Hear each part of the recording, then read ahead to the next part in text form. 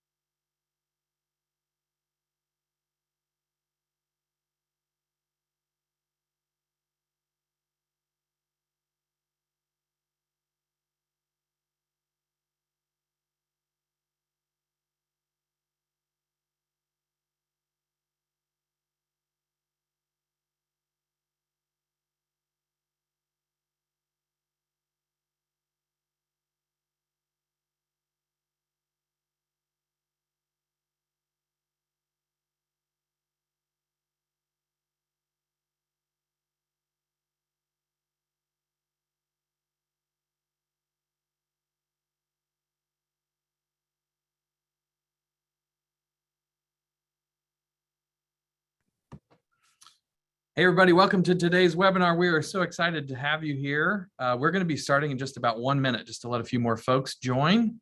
But thank you so much for taking time to be with us this morning, or perhaps this afternoon if you're on the other side of the world. We're very excited that you've taken time to be with us. So we'll start in about 1 minute.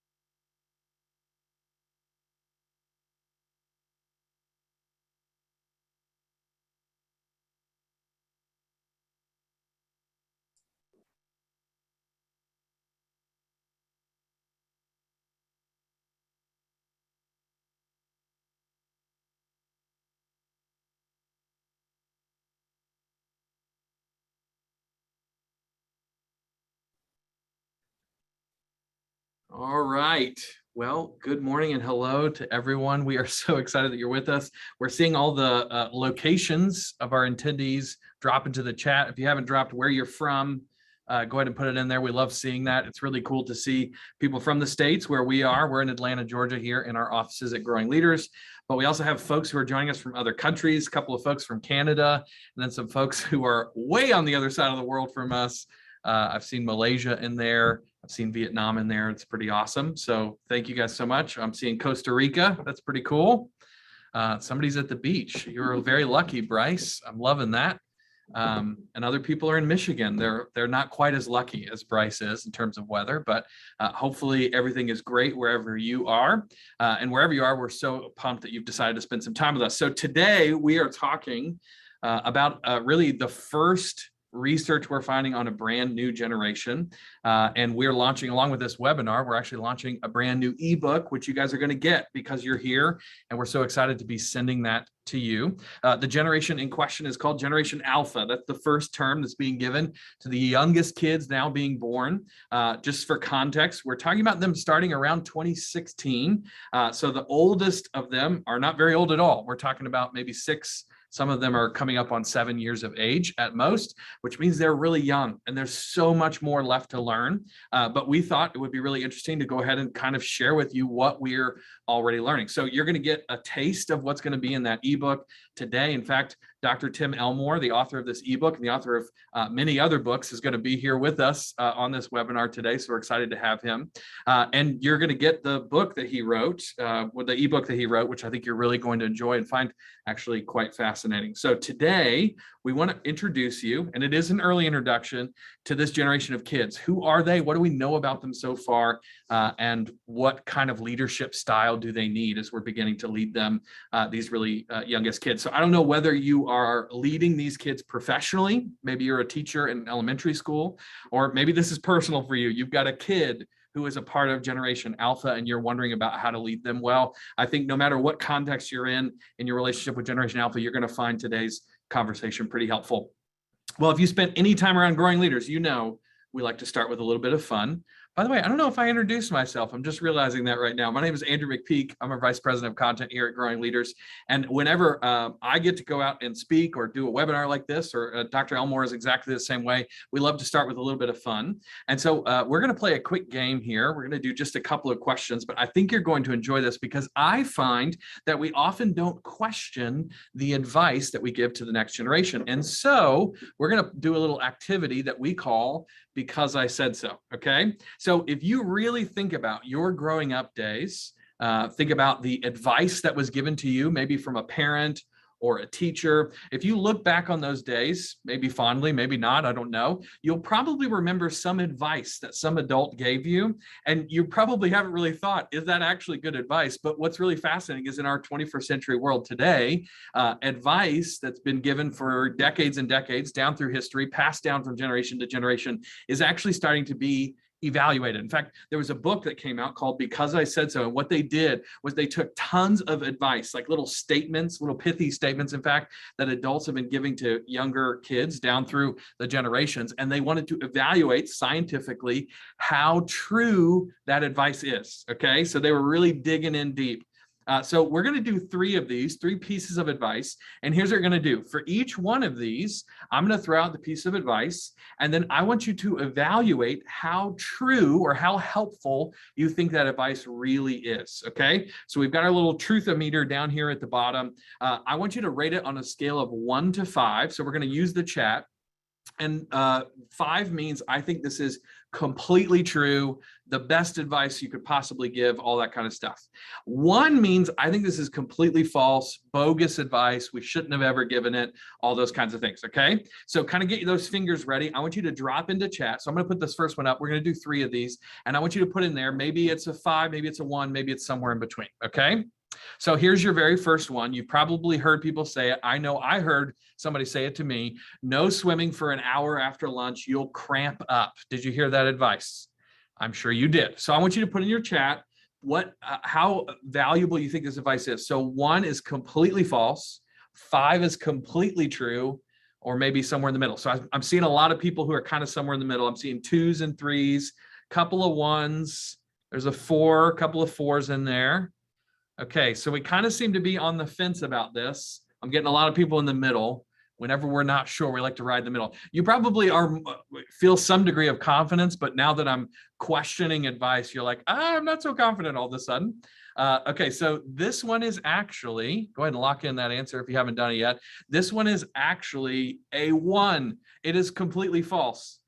As the researchers who wrote this book worked on sort of uncovering the truth behind this one, they found that not only is this not an issue, but actually for long distance swimmers, as in professional swimmers, which, by the way, long distance swimming, doesn't that sound terrible? At least it does to me. But long distance swimmers actually regularly stop during their swim, tread water for a little bit and try and eat a meal in order to keep their energy up. So I can guarantee you, if those long distance swimmers are not worried about cramping after a meal, we probably shouldn't be after eating a sandwich either. So this is actually completely false advice. Pretty interesting. All right, let's do 2 more of these. Here's your next one. Stay away from the windows during a thunderstorm. Stay away from the windows during a thunderstorm. Now, they're probably worried about you getting struck by lightning here, maybe your glass breaking or some of that.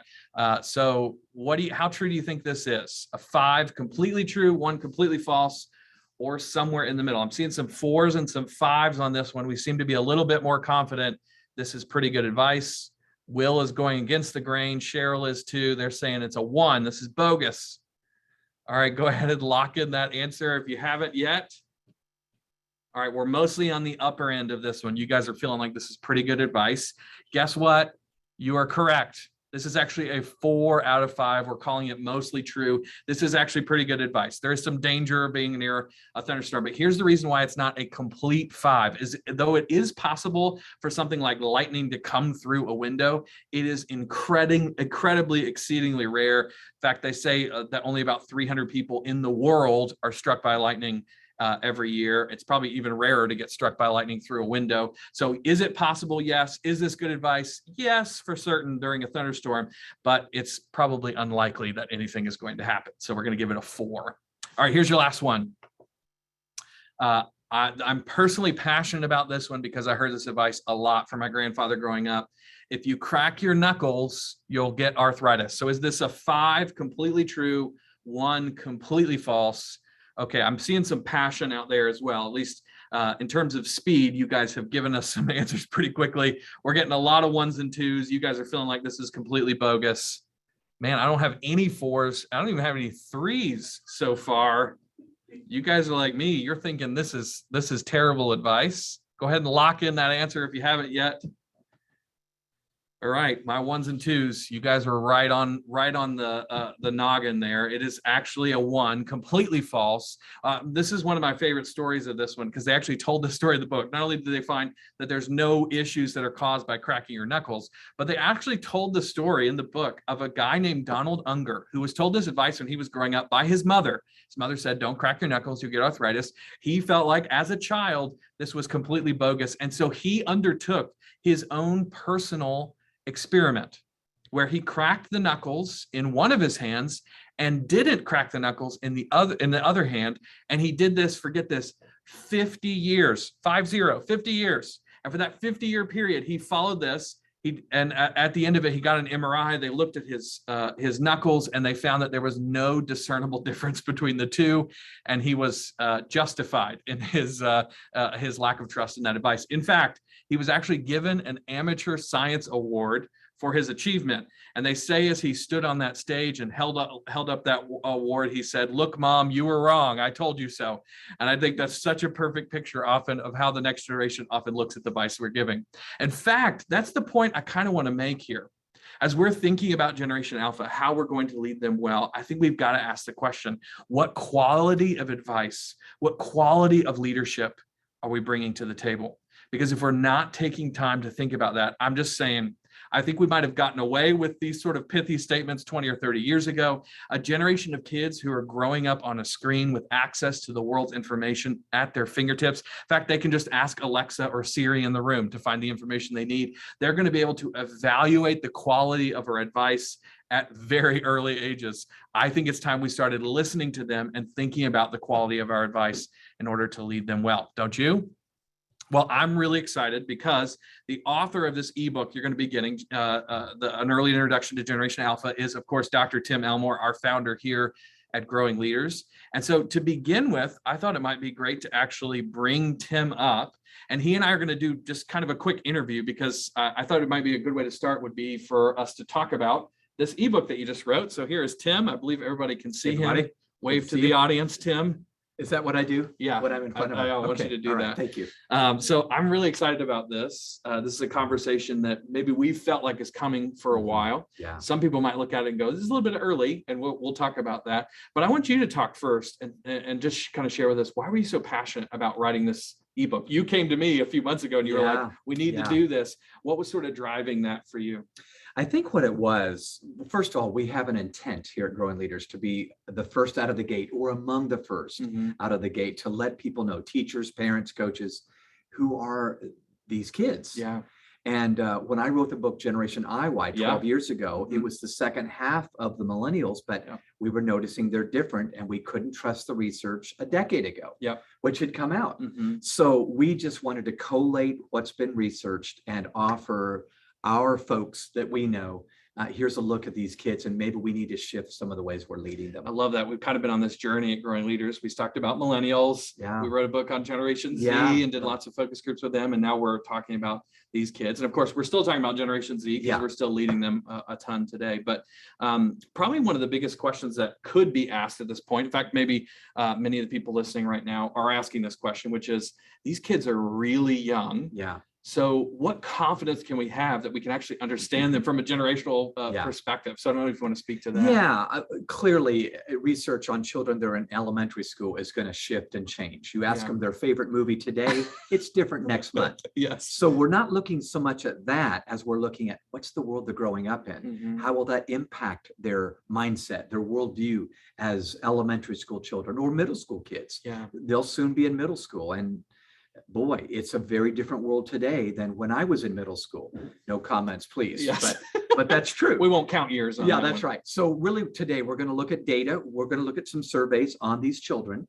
There is a difference. In fact, their compassion and empathy is higher at 7 to 9 years old than Gen Z or millennials or Gen X. Fascinating. At the same age. I think it's because they're exposed to so much. They look at a school shooting that happened at Robb Elementary School and go, I'm sad for them. I want to help. I love this. So there's good and bad, but we're going to look at the good and bad today. This is actually reminding me of a conversation I had. I was in front of a group of educators, and it was basically the K through 12, right? So I was trying to speak to everybody. This is probably about a year ago. And I mentioned some of the things we're seeing on Generation Z, and they're asking a lot of questions and all that. And I actually had a kindergarten teacher raise her hand and say, you know, I'm noticing this with my students as well. She said, my kindergartners for the last 2 years, all of a sudden started asking why. Why are we playing with blocks? Why are we doing this worksheet? And it was just a reminder to me of, even at very young ages, we can start to see some differences that are beginning to emerge. Andrew, I was just in North Dakota talking to faculty there, and a kindergartner teacher said, oh yeah, I heard one of the little girls, 5 years old, saying, I stopped dating him. No, you're not dating him. You're not dating anybody. And she said another little girl she saw crying on the bus because she had broken up. And I'm going, oh my gosh. I was wondering about my baseball mitt when I was 5 years old. But it's a different day because they're exposed to different realities. So true. So true. Well, I know you've prepared to kind of give us an introduction to this introduction. So I'm going to let you take that away and share with some folks what you're learning. We'll have you come back soon. All right. Hey, everybody. It's good to see you. I'm going to do my best to walk through some content. Feel free to take notes. But we're going to share part of what is in the ebook that you're going to get. So if you can't keep up, no worries, you're going to get all of this and more right after the session today. So I want to start with a story. It's a personal story, but it's such an illustration of a whole new generation of children. My daughter Bethany is 34 years old, but her first job out of college was teaching at a preschool. And so she had a new generation behind her that she was teaching. And one night she came home, actually she came to our home. She was living in an apartment, but she said, Dad, you won't believe what happened at the preschool today. She said, one of my 4-year-old little boys was looking around the classroom and he saw a stack of books. And you see a little girl here on the screen right now. It was much like hers. he said he grabbed the book and he just stared at the cover. And then he took his index finger and started running his finger across the cover of the book, stroking it like it was an iPad. And it was not changing. So he kept stroking and stroking. And she said, Dad, I had to go over to that little boy and say, I'm so sorry, it's a book. It's not a tablet. You're going to have to open it up and look at the pictures. It's really old fashioned, you know? And she was explaining a book to a 4-year-old. And I thought to myself, my gosh, we are in a different day if we have to explain a book to a 4-year-old. So my point, of course, is this. You and I think, both love books, but we're growing up, or the children today are growing up rather, in a world where books are maybe not the way they're going to get most of their information. Some, yes, but others it's going to be a screen, and others it's going to be something else. In fact, in 5 to 10 years from now, it might be a completely different source than what we're looking at today. So how do we connect with a generation that's growing up in such a different world than the one you did and I did earlier? That's what I want to talk about. So let's first answer the question, who is Generation Alpha? So first of all, let me explain the name. The name is a result of a survey that researcher Mark McCrindle got in Australia years ago. He was asking who do you think we ought to call, or what do you think we ought to call the generation of children following Generation Z? So just so you'll get the context, there was Generation X. Many of you watching are from Generation X. You're in midlife now. Then there was Generation Y, or what we began to call the millennials coming after them. Then there was Generation Z following Generation Y. So Generation Z would now be teenagers and young adults. The children following Generation Z, the research showed that most people said, let's call them the next letter in the Greek alphabet, which was going back from Z back to A, or Alpha. So that's where they got their name. Let's look at some of the data, just so you'll have maybe a grasp on who they are. So first of all, they're the youngest generation of children who follows Generation Z. I've just clarified that, okay? This is research from Mark McCrindle and his surveys globally on children. They were born the last 6 to 10 years into a very different world than the millennials were born into. In fact, some are calling them the mini millennials. There's some real similarities between millennials, who are their parents oftentimes, and these children. Now, there is not alignment yet on exactly when this generation starts. Some have them starting as early as 2011, 2012, or as late as 2018. We've arrived at 2016 because we believe the world pivoted so much right after 2015 and the 2016 in our country, the 2016 election, where Donald Trump took office. And this is not a political statement, but I think all of you in America would agree, oh my gosh, we've been so polarized since 2016, the last 6 or 7 years of our lives. The world has shifted dramatically and tangibly since they were born. And I'm going to identify some of these changes that you'll just, your mouth will just open probably when you think about, oh my gosh, kids today are growing up in a very, very different world. Because of this, they'll bring changes to the world as young adults. The first 5 years of anyone's life, including you and me, are so impressionable. It's like wet cement. You can put your handprint in a scale or a square of a wet cement, and it's very difficult to put any imprint in it 2 or 3 days after it's hardened. That's like our neural pathways. So we're talking about the children where the wet cement is still hardening in their lives. I want you to think for just a moment about the world they have witnessed in their early years. So stay with me as I just rattle off in a rat-a-tat-tat sort of way the world that Generation Alpha has been born into.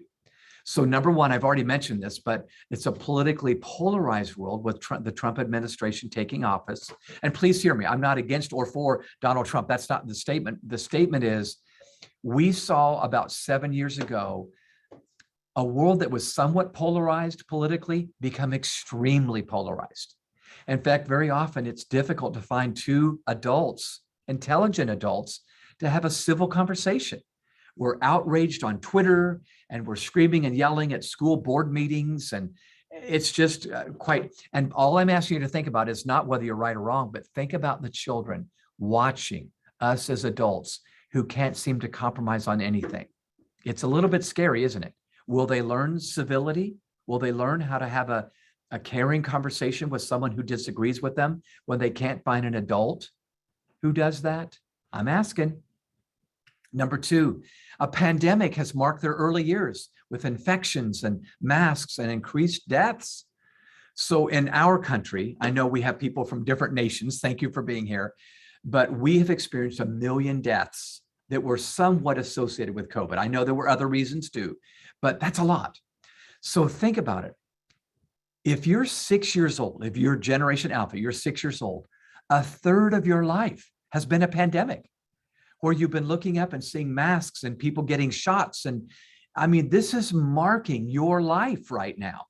And you're being shaped. Yes, you'll change when you're 10 and 15 and 20, but these early years are shaped by this pandemic. It's just amazing. Think about this now. Mental health problems have been around their entire life for Generation Z and millennial parents. So I know you might be thinking, well, in elementary school, they don't have mental health problems. It's just the parents. Well, it is the parents for a large portion of the parents. But I want you to know, I'm talking to elementary school teachers who are saying, oh yeah, as early as kindergarten, first grade, second grade, they're anxious about grades. They're anxious about the world. And it's because they're being exposed to adult information far earlier than past generations of children were. I sometimes wonder, are we not giving them a true childhood full of innocence, wonder, and trust? And maybe they're going to want to stay kids when they're in their 20s, when it's time to be grown up, because we didn't give them a true childhood. Again, I'm just asking. Increased mass shootings. Think about this. This year in my country, I don't know what's happening in Malaysia or Vietnam, but in our country, this year we've had more mass shootings than we've had days in the year.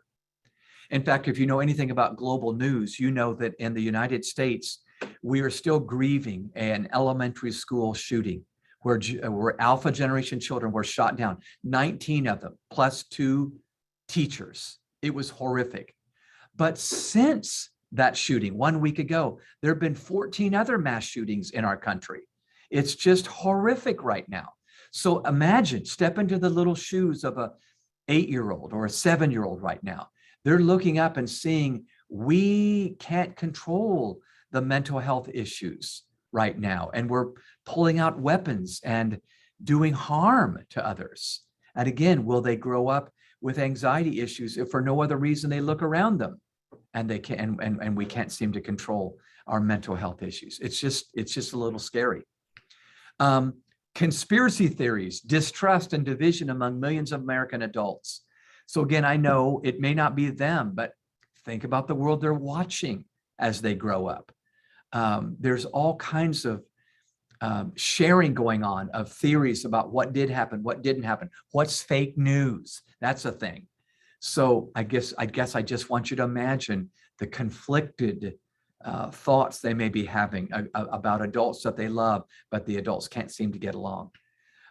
There's ubiquitous smart technology. 90% of these Alpha generation children are already on a device in preschool, 90%. So this is not a marginalized issue. This is a mainline issue. And then lastly, a volatile, uncertain future, spiking and then dropping in their early years. So the economy's good and then it's horrible. Then it's good and then it's horrible. And do they care about the economy? Not so much. They're 7 or 6, but they are watching their parents who are caring about jobs or not having a job. So I guess I just want you to be empathetic for these kids. Do they need to develop grit and resilience? Of course they do. Of course they do. But we need to start with empathy. This is a crazy world that they've been born into, and we're going to have to start with empathy and lead them to that grit that we all want them to experience. So I want to answer a very, very big question. I do this anecdotally, but I want you just to imagine how parenting has changed. How are we raising these Alpha generation children, and how it's different? How is it different than when we were growing up and parenting was a little different? Okay. So again, just look at the screen and imagine with me. Okay. Number one, I think you would agree with this one. The tablet is the new pacifier. So we gave our children, my wife and I, pacifiers in their mouth. If they were crying or fussy at 1 year old, we gave them a pacifier. Today, they get an iPad or some sort of electronic tablet, and that seems to be the new tablet, the new pacifier. Number two, the baby monitor is the new babysitter. So now parents will, have a babysitter come over, but they've got cameras in many rooms, and they're watching both the child and the babysitter while the babysitter's there. So that monitor is on 24/7. Netflix is the new playground. So when I was growing up, we didn't have Netflix. We had one TV, and it was, one sitting in the living room, and it was black and white when I was young. That's how old I am. But today, instead of going out to the playground, mom and dad want them to be safe. We don't want to go out to that scary place out there. So maybe we're just sitting at home and the playground is watching a screen. This is the most sedentary population of children yet. So it's just a thing. Yeah. Look at this next one. Fortnite is the new pickup basketball game, or baseball or football. So again, when I was growing up, this, we would go outside and just choose up sides, whoever happened to be out there as kids, and we played games, physical games. Well, now you can do pickup games on a screen and play with people around the world, the same time, the same game. But again, they're sedentary, and it's a screen that they're interacting with, not people face to face. Not good or bad, just different. Instagram is the new photo album. You know this. We don't even need photo albums, physical books anymore. We can save all of our pictures in a library and like and share, put a little heart on that one. That's a favorite. It's just a different day. Google is the new encyclopedia. Yeah, you know this. They're Googling things. In fact, I talk to parents, and parents will tell me these days, gosh, I don't seem to be having the same conversations that I used to have with my mom and dad. And the part of the issue is that kids now have Alexa, Siri, and Google.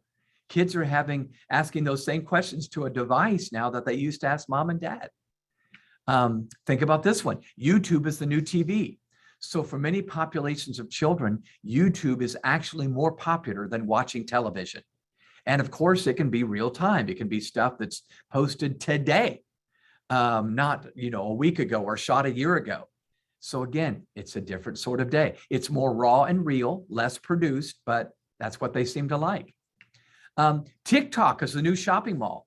So up through the 90s and even into the first decade of the 21st century, teenagers would go to the shopping mall. Even children were dropped off at the shopping mall. Now, not so much. TikTok is our entertainment. We're hanging out, and we can even purchase things online. You know this, you do this, but it's just a different day. The shopping mall populations are dropping immensely. Sometimes the shopping mall looks like a ghost town because kids are just not there like they used to be. And then one more, I bet you see this where you live. Medication is the new timeout. And what I mean by that, I don't mean this scientifically, but in many ways where we used to discipline children, putting them in timeout, putting them in their room or standing them in the corner or, punishing them in some way, disciplining them. Well, now sometimes we're not patient enough as parents, and we just give them medication. Now, sometimes we do both, and I'm not saying medication is evil. I'm just saying it's so easy to be lazy as a caring adult and just give them meds when really we ought to be training them and disciplining them to learn to live right and do right. So again, this is just anecdotal. I break this down way further in the book, but I guess I just want you to see even moms and dads are doing it a little bit different today. So I want to answer a huge question now. How is the Alpha generation different than the previous two generations of kids? So there is some data that's morphing, it's shifting, if you will. And I want to just give you 3 big ideas to think about that represent differences in the alphas as opposed to previous generation of children that are still alive today. As children, number 1, these kids seem to have more autonomy. And the reason for this is mom and dad seem to feel comfortable just putting them with a tablet or with a big screen TV in a living room or a family room or a den and just turning them loose. And so they're perusing. They're probably seeing images that they're not ready to see emotionally. Come on, let's get honest. And sometimes parents will say, well, they understand that. They can cognitively understand that. Well, if we were only cognitive beings, that would be okay. But we're not. We're social, emotional, intellectual, spiritual, I believe.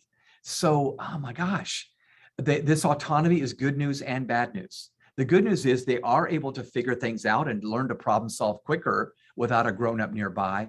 But this autonomy is also, it's good news and some bad news. Did you also know that as children, they have more anxiety than the previous two generations, Generation Z and Generation Y? So anxiety levels seem to be raising. Dr. Mark McDonald, an MD, said, I've never seen the numbers that I'm seeing today in child anxiety. Anxiety is up 300%. Depression is up 400%. And he said the behavioral problems you're seeing are almost always mental health related. Not always, but most of the time. So I just want you to know, we don't wait until we're 20 before we have maybe some mental health problems like panic attacks. Sometimes they're starting in childhood. It's just not supposed to be this way, but it is the world. I tell you, I've said this often, and maybe you've heard me say this before, but I think we as teachers and parents and coaches and youth workers, I think we were ambushed. We didn't see how this smartphone would change us, shift us, just fundamentally. The cell phone was one thing. The smartphone is a completely other thing. And I think the anxiety that we are experiencing isn't only due to that, but a lot of it is due to that. The last item I want to give you to consider is, as children, they have more agency. And this is kind of fun. This is actually good news. Kids today, you know what agency is. They feel they have authority, they have presence, they have a sense of, I can do this myself. I have already developed strong thinking on this because I've watched, 17 YouTube videos, or I've watched, TikTok videos that have been posted or whatever. But I'm amazed at the agency these children have. Kind of like I said earlier, that 5-year-old that said, I'm not dating him anymore, that sort of thing. Wait, you're 5 years old. But I want you to see for just a moment the agency that these young children have. So we have a video we're going to show you. It's just a minute long, but it's hilarious. This one little girl has obviously done her homework, maybe talked to mom or dad, but she feels very strongly about something that's going to be a part of her future. Just watch. I don't want to marry someone if I don't have a job first. If a man comes asking me, running out, no, I don't want to marry you yet. I want to have a job. And if he says, I will not come back to you, fine, I'll find a different man. This is my life. You better stop caring. I'm not going to do anything for you until I have my job. I don't care if I marry you. I don't care if I marry another man. I care if I do something that's special. I don't want to marry someone if I don't have a job first. There you have it. She feels very strongly about that. And something tells me she's talked to her mommy or her daddy and gotten a very strong conviction about this. Okay. All right. So get your pens ready. I want to look now at some real tangible shifts that the Alpha generation is bringing to the world. They are shifts even beyond Generation Z. So Generation Z brought some shifts. We talked about those in the book, Marching Off the Map and Generation Z Unfiltered. But I'd like to give you just a handful of these, not all, but a handful, just to be considering as you lead these children in the future, okay? So we've all heard the term binge watching, right? We binge watch Game of Thrones, or we binge watch shows on Netflix or whatever. I want you to know that for the alphas, binge watching is morphing into cringe watching. Now, this is just anecdotal, but think with me. Generation Z was growing up when we could start binge watching shows. It was instant access and on demand, right? Those two terms, instant access, on demand. So you could watch a show and just watch it and then go to the next episode in seconds, and then the next episode, the next episode. You didn't have to wait till next week before the show came on again. Well, cringe watching is now kids have this portable device that we can watch video on, let's say TikTok. And if I really like it, I just keep it scrolling, baby. I mean, we watch it and watch it and watch it right now over and over and over. And it's Parents are cringing at how these kids are watching something 12, 14, 15 times. But that's the reality of our day. Here's another one. Master learning is morphing into personalized learning. So with Generation Z, we started hearing about master classes and master learning, where you can binge a certain subject and become a master. You can almost literally put your 10,000 hours in mastering a course or a subject. Personalized learning is the new deal today. Now they can tune in, but they can tune in and learn something with their personal learning style. So it's tailored to their learning style. More and more, you know that education is becoming aware of the different learning styles. Now, that's not a new thing. We've known that about that for decades. But what's new today is we're able now, because of the internet and because of video, to personalize the teaching for the learning style of the student. It's just amazing. I wish that was around when I was a kid. Here's another one. Compromise is morphing into polarized. Now, this is not the children, but it's the world that children are growing up in once again. So it used to be that children would look up at adults, either in Washington, D.C. or on Main Street or in their home, and see people meeting in the middle when there was a conflict. They were compromising. Now they see people draw sides, and it's a polarization issue. It seems like people won't compromise what they believe at all. And there are some issues like our values that we shouldn't compromise on. But boy, there's so many gray areas today that we need to meet in the middle and give in a little bit so that civility and compassion and empathy and kindness mark our day. That's not what marks our day. Again, I don't know what's happening in your hometown where you live, but I want you to know that the children today are seeing adults that don't even know how to compromise to get to a solution. The answer almost always lies in the middle with 2 or 3 different conflicted views, and we need to model that for our children. Here's another one, number 4. Electronics are morphing into robotics.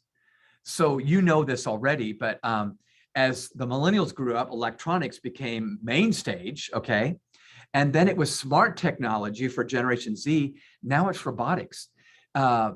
Scientists and social researchers are saying as the alpha generation grows older and becomes adults, they're going to be interacting with robots even more than human beings.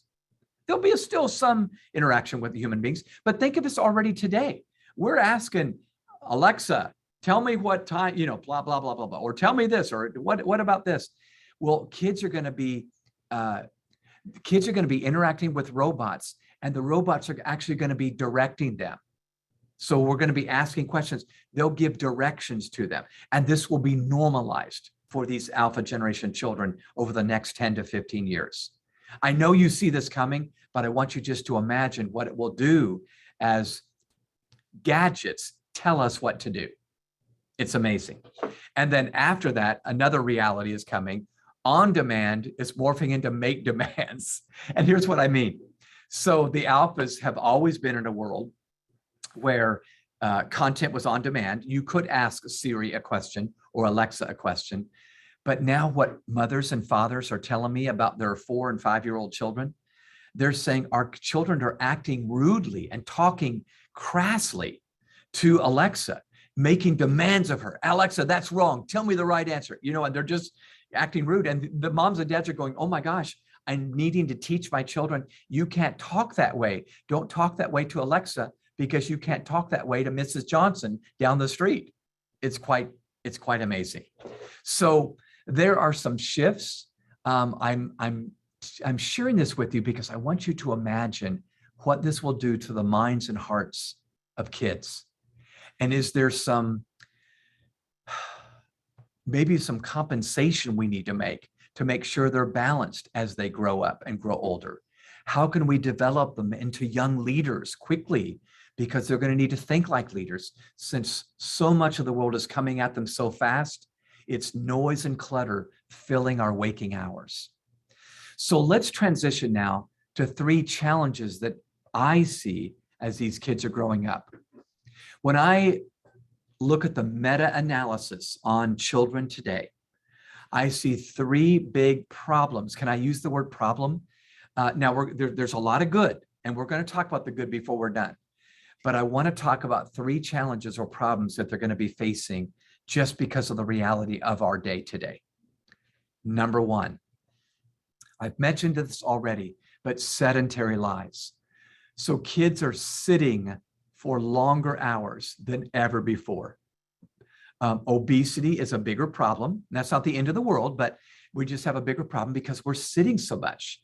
And our lives don't demand us to get up and go. We're going to have to choose to move. So our solution, of course, is get them moving. I would say 2 hours a day in physical activity is what the doctor ordered. In fact, I would say, and we've said this before on webinars, if they're studying for a test coming up, get them outside, have them shoot hoops, shoot basketball while they're studying for their spelling test, or get them walking or moving. 2 hours a day could make a huge difference in their heart health as well as their physical health.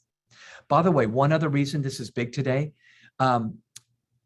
physical education in school, the hours spent in phys ed is smaller now than it was when I was a child. So the hours are dropping to give more time to academics. Well, I'm not against academics. I'm just saying we are whole people. We are not just cognitive people. We need to take care of our soul and our body, not just our brain growing up. And this is one of the ways. In fact, this is one way to take care of the brain. You know, if we get moving, you and I get moving and our children get moving, wonderful chemicals are sent through our body that helps our mental health, endorphins. It's just good for us in every way, mind, body, and spirit, if we get them moving. Okay, that's number 1. Number 2, this is another rising problem for the alphas, solitary lives. So kids, while they may be on a screen, are alone more often today. Solitude is becoming normalized. In fact, it's not just the children. We're spending more time alone, dining alone, living alone, traveling alone. I don't know if you looked at the data, but loneliness is a huge problem in young people today, as well as adults. And I'm not saying if you're living alone, that's just terrible, but I am saying we are social creatures. We are meant for community. We need each other. And we're going to have to do the work, especially after 2 years in a pandemic, to do the social and emotional work to get up off our bottoms and get with people and do the work. So here's a recommendation. My wife and I did this with our 2 children when they were young. We said to them, however many hours you have in front of a screen, we want you to spend equal hours face-to-face interacting with people, with your friends, out in the backyard, outside, somewhere. So that's a good rule of thumb. Match the hours in front of a screen with the hours they spend face-to-face with real people. As I talk to therapists, counselors, they'll often say they're a bit concerned that alpha generation children will have to catch up with their interpersonal skills because 2 years of their schooling was perhaps virtual, on a screen in some places. Not everywhere, but in many places, the last 2 years did a number on their interpersonal skills. So the solution again, get them mixing. Make them mix up, and not mix up, get them mixing with other kids to make sure their emotional intelligence and their social emotional learning is developed. In fact, if you're an educator on the line today and you're familiar with the term SEL, social emotional learning, we've got habitudes. We've got an entire curriculum to build these interpersonal skills in these kids. We'd love to chat with you about that if that seems helpful. Okay. All right. So that's problem number 2. Let's go to the last one. Saturated lives. So sedentary lives, solitary lives, and saturated lives. What I mean by this is this. Our lives today, and even the lives of young kids, are so saturated with noise and content and clutter. And again, it's not all bad information. It's just a lot of information. We're taking in way more information as children today than children did back, 30, 40, 50 years ago. And I think it's not all good. Even if it's good information, it's not good for our brains. So the solution here is to get the margins. We need to give them time where they can just stop and be quiet, even if they're with other children. We need to put them in charge of their own decisions as they begin to grow older, appropriately in charge of their own decisions. And I think we need to limit binging on a device where it's just always content coming at them. Kids have never loved boredom. Let me say that again. Kids have never loved boredom, but sometimes boredom is exactly what they need. So the tender balance we got to strike is they need community. We just talked about that, but they also need time where they can be quiet and still and actually do some thinking on their own. So margins is simply time in every day where we limit the noise coming at them from a device, a portable device, and we let them just be quiet. You know this data already probably, but if you don't, this could be worth the whole webinar here. The data shows us that 2 hours or less on social media leads to them being measurably less vulnerable to anxiety and depression. Once you go over 2 hours on social media, you are measurably more vulnerable to anxiety and depression. There it is. So I want you to think for just a moment before we begin to wrap up this content. What are your greatest concerns for your kids today? You can weigh in on the chat column, but I'd like you just to think for maybe 30 seconds. What are your greatest concerns? Is it something I've already said, or perhaps something that you bring to this webinar today that I haven't said yet? We'll give you just a moment.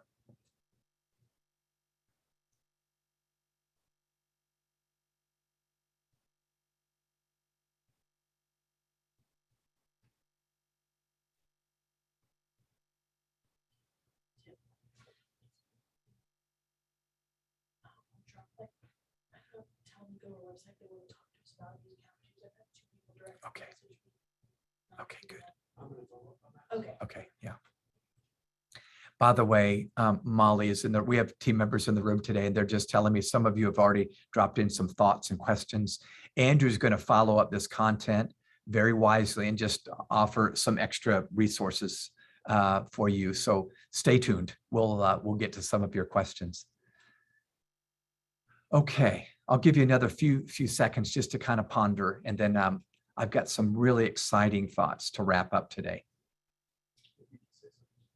Yes, Andrew, just for if I do say so myself, I've got some great content coming up here. Yes, we don't lack for self-esteem around here.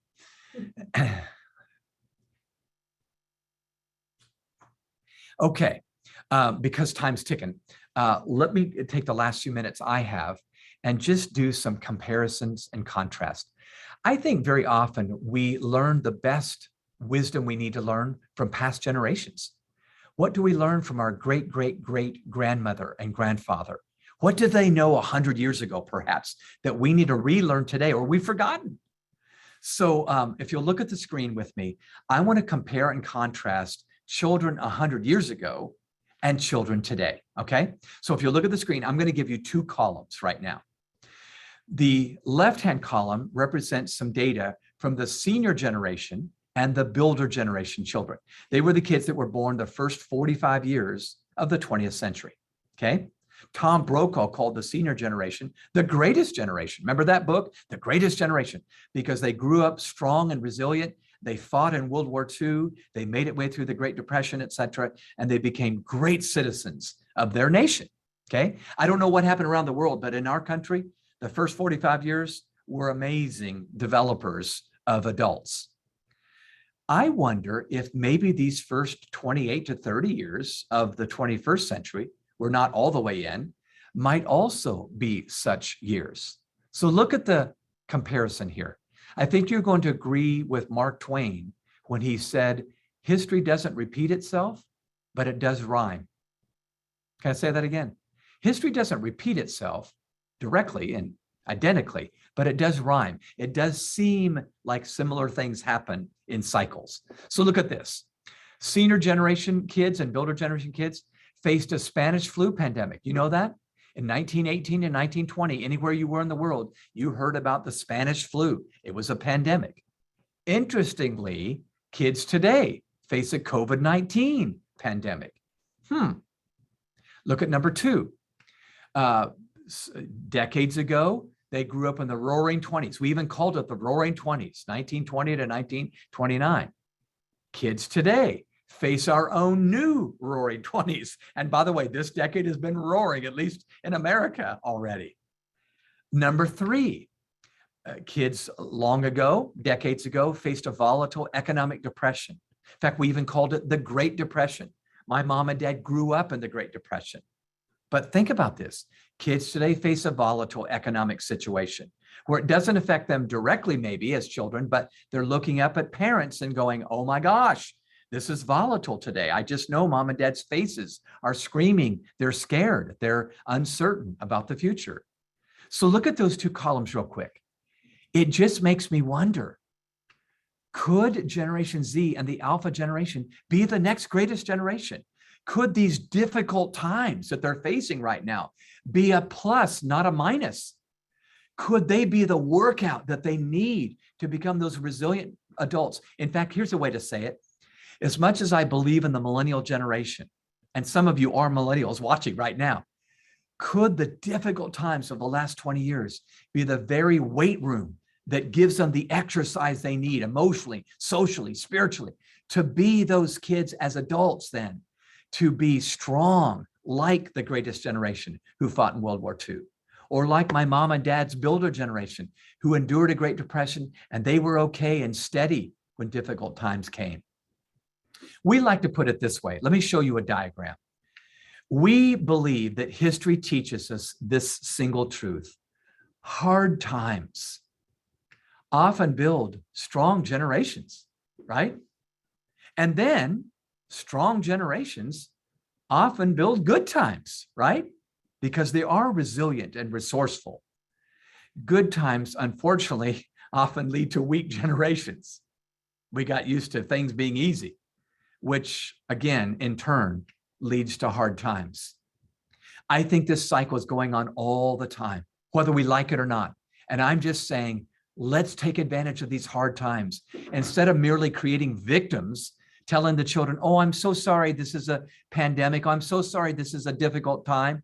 We need to say that first, but it needs to lead to, but kids, this could be the very thing that makes you strong as you move into adulthood. So we have a choice as leaders. Our choice is if we lead them well, certain things will happen. And if we don't lead them well, certain things will happen. So stay with me. If we lead them well, they're going to be problem solvers because we're going to turn them loose to solve some of the problems they're facing as children. If we don't lead them well, they're going to be part of the problem. Isn't that what happens with teenagers in every generation? If we lead them well, they'll embrace a service mindset, looking out and empathetic toward others. If we don't lead them well, they're going to embrace a scarcity mindset. If we lead them well, they'll enjoy post-traumatic growth, a growth mindset coming through the trauma of the pandemic. If we don't lead them well, they could struggle with PTSD, and that's a thing right now.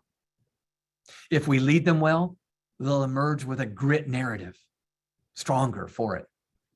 If we don't lead them well, they'll emerge with a victim narrative. And by the way, I want you to hear me say this. I'm not saying kids today aren't victims. Many of them are victims. What we don't want is the victim mindset or narrative to follow them, where they're always needing someone to help them, always needing someone to solve their problems. Don't we want to build problem solvers out of this next generation? Of course we do. If we lead them well, they'll see a silver lining. If we don't lead them well, they'll just see the dark cloud. And then lastly, if we lead them well, they'll be resilient and resourceful. If we don't lead them well, they'll be reactive and regretful. So I want to tell you a story as I close. I'm going to make this brief. I learned about Lucy Blaylock not long ago when she was in elementary school. Lucy was a regular kid growing up in these days. She was a little anxious because she was wanting to do a good job, and some of the pressure she felt was self-imposed pressure, but that's kids today. But through her anxiety, she did something that was quite amazing. One of her friends was having a birthday party, and she decided she wanted to learn to sew from her mother and her grandmother so she could sew a blanket for her friend's birthday. Lo and behold, prior to the birthday, she ended up putting together 2 blankets. She sewed, as an 8-year-old child, 2 blankets. So she gave one to her friend for her birthday, but then she asked her mom a question. She said, "Mom, since we have an extra blanket, could you post on social media, on your social media platforms, and let people know we have a blanket, and have people let us know why they need this blanket, and we'll give it to one of the people. Well, they had a dozen people write in why they needed a blanket. They were cold, they had no heat, they just needed a blanket in their home for this family. But it ended up being 16 families in all before it was said and done that needed a blanket. And instead of choosing one, Lucy said, Mom, I'll make 15 more blankets. So she made a blanket for all 16 of these people. But that ended up only being the beginning. Lucy Blaylock has started something called Lucy's Love Blankets. And to this day, she has been caught up in serving other people. She has now made over 500 blankets. Look at this little girl. She's made over 500 blankets, and she's made 1,000 masks. See that mask on her face below for people during the pandemic. And I just got to thinking, oh my gosh, what a picture of the Alpha generation. These kids just feel the agency and the authority to say, I'm going to go after this. I just need someone to mentor me in sewing or starting a nonprofit or whatever, but I can do this. Let's teach, raise, and lead a generation of alphas who are so good at what Lucy's doing, so good at coming up with their own solutions to problems, that's how they think. Well, we look forward to getting this book to you. Andrew, come back and tell us how we can get that and then more. Awesome. So, yeah, thanks, everybody. Thank you, Tim. I'm sure you all are joining me in thanking Tim for this really excellent content, as well as the challenge that he's giving us in our own leadership style, the passion and the interest that we bring to it. So I just want to thank you again for diving in. I know a couple of questions came through. Sadly, we ran out of time, but I think you'll agree that was really time well spent on great content. Well, let me tell you what's going to happen next. You are going to get an email following this the end of this webinar. That email is going to come later this afternoon, and in there'll be a link you can click to download your copy of an early introduction to Generation Alpha. We're so excited about getting that into your hands. We look forward to doing more content on this generation as we learn more, so you can be on the lookout. In fact, make sure you're on our email list, because we're going to be doing webinars, we're going to be doing ebooks, and we're going to be doing more books. In fact, there's some really exciting books that are coming out in the near future. And so you definitely want to stay in touch with us to find out about those resources that are coming out. So we're excited about that. Also in that email, we're going to include another option for you to follow up. I know several people, Molly let us know, several people are interested in learning more about habitudes. Habitudes are simply images that form leadership habits and attitudes. So we use a picture in order to start a conversation. And that picture is actually a metaphor for an important life truth, one that teaches a leadership skill or a social or emotional skill. And that really powerful image also comes along with a story. That story starts great conversations. And these images are being used. In fact, there's well over 100 that have been created, and they are being used by thousands of facilitators all over the world to teach leadership and life skills to the next generation, both millennials, Generation Z, and of course also Generation Alpha as well. And if you'd be interested in finding out more about our specifically our social and emotional learning habitudes, we'd love to give you an opportunity to do that, as well as possibly bring somebody to your campus. You're going to see a link for that also in your email to get more information about habitudes. We would love for you to join the thousands of facilitators around the world that are utilizing this really great image-based tool.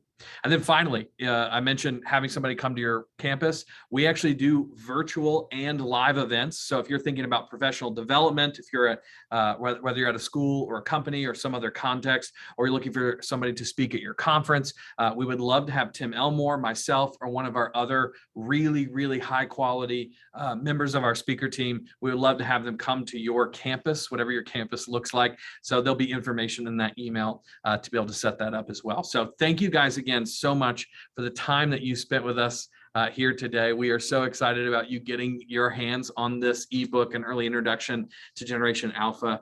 Thanks so much for spending some time with us today, and we look forward to seeing you at our next event. Thank you guys. See you soon.